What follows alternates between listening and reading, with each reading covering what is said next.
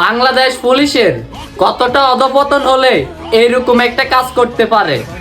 আজকে ঐতিহাসিক ৭ মার্চ ১৯৭১ সালে ৭ মার্চে বঙ্গবন্ধু শেখ মুজিবুর রহমানের একটি ভাষণে গর্জে উঠেছিল সমগ্র দেশ। এই একটি গর্জনে আমরা একটি দেশ পেয়েছি। এই ৭ মার্চ আমাদের জন্য ঐতিহাসিক একটি দিন। আজকে ঐতিহাসিক দিন উপলক্ষে ঢাকা বিশ্ববিদ্যালয়ের সামনে একজন ঢাকা বিশ্ববিদ্যালয়ের ছাত্র বঙ্গবন্ধু শেখ মুজিবুর রহমানের ৭ মার্চের ভাষণ মাইকের মধ্যে চালানোর কারণে তাকে অ্যারেস্ট করেছে।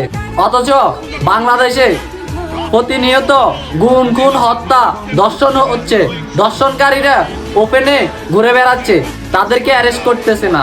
ধিক্কার জানাই বাংলাদেশ পুলিশকে। আপু, আপনাকে স্যালিউট থানার মধ্যে গিয়ে ৭ মার্চের ভাষণ চালানোর জন্য। বাজাচ্ছি, যতক্ষণ না তাকে ছাড়ানো হবে প্রত্যেক দিন বাঁচবে এবং আমাদের কতজনকে পুলিশ আসলে ধরতে পারে আমরা সেটি দেখবো।